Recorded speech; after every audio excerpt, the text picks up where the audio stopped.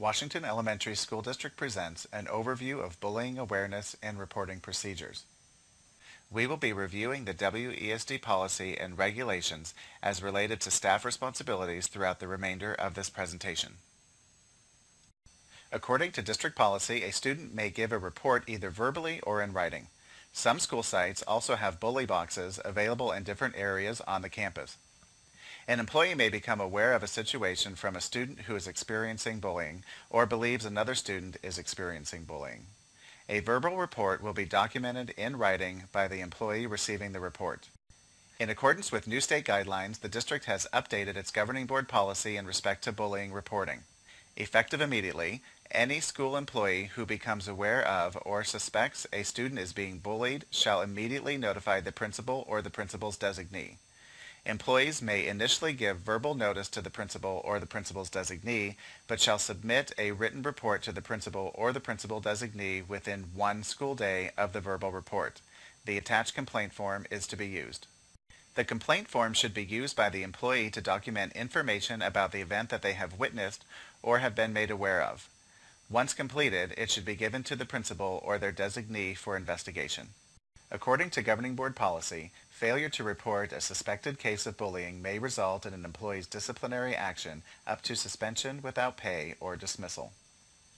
Because of this liability, employees are advised to report any suspected case of bullying. As defined by governing board policy, bullying behavior, including cyberbullying, whether being performed by an individual or group, must include specific elements. First, bullying behavior can take place through written, verbal, physical, or emotional means. Secondly, the behavior has the effect of either physically harming a student, damaging a student's property, or placing a student in reasonable fear of harm or damage to property, or consists of actions, behaviors, or threats that create an intimidating, threatening, or abusive environment in the form of physical or emotional harm. The next element involves a behavior that occurs either on school grounds, school property, school buses, at school bus stops, at school-sponsored events and activities, and throughout the use of electronic technology or electronic communication equipment on school computers, networks, forums, or mailing lists, or outside of the school and the school day when such bullying results in a substantial physical, mental, or emotional negative effect on the victim while on school grounds as defined above, or when such acts interfere with the authority of the school system to maintain order. Finally, there are 2 key conditions that differentiate bullying. The behavior is sufficiently severe, persistent, or pervasive, and occurs when there is a real or perceived imbalance of power or strength. Some examples of bullying behavior include social exclusion or ostracism, derogatory comments made through verbal, printed, or graphic exposure, extortion, exploitation, damage to or theft of personal property, name-calling or rumor spreading either directly through another person or group or through cyberbullying. Cyberbullying is any act of bullying committed by use of electronic technology or electronic communication devices, including telephonic devices, social networking, and other internet communications on school computers, networks, forums and mailing lists, or other district-owned property, and by means of an individual's personal electronic media and equipment. Physical examples of bullying include, but are not limited to, hitting, kicking, pushing, tripping, or other physical attacks. While it is important to understand the legal definition of bullying, ultimately, it is not the responsibility of school employees to investigate, although information and details are appreciated. If ever in doubt as to whether behavior can be considered bullying, employees are advised to complete and submit a report. Once a report of alleged bullying has been submitted, the principal shall provide to the student who has allegedly been bullied a written copy of student rights, protections, and support services available to the student and shall notify the student's parents of the report. The principal or principal's designee shall initiate the investigation of any report of bullying as soon as feasible, but not later than 2 school days after the initial report.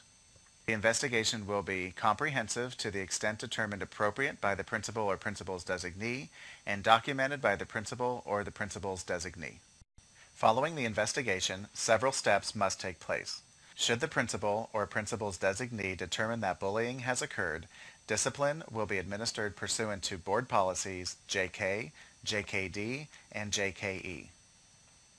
Regardless of the outcome of the investigation, the principal or principal's designee will meet with the student who reported or was reported as being bullied to review the findings of the investigation. Subject to the restrictions of FERPA as set out by Policy JR, the parents or guardians of the involved students will be informed of the findings of the investigation.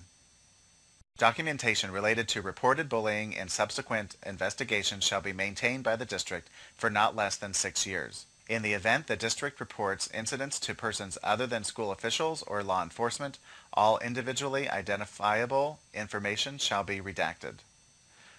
Restrictions established by FERPA on disclosure of personal identifiable student information must be observed at all times. Retaliation or revenge by any student or staff member directed toward a student or employee related to the reporting of a case of bullying or a suspected case of bullying shall not be tolerated, and the individuals will be subject to discipline set out in applicable district policies and administrative regulations. Use of reprisals by any individual or individuals will be subject to discipline. Here are some keys to being aware of and responding to bullying behaviors.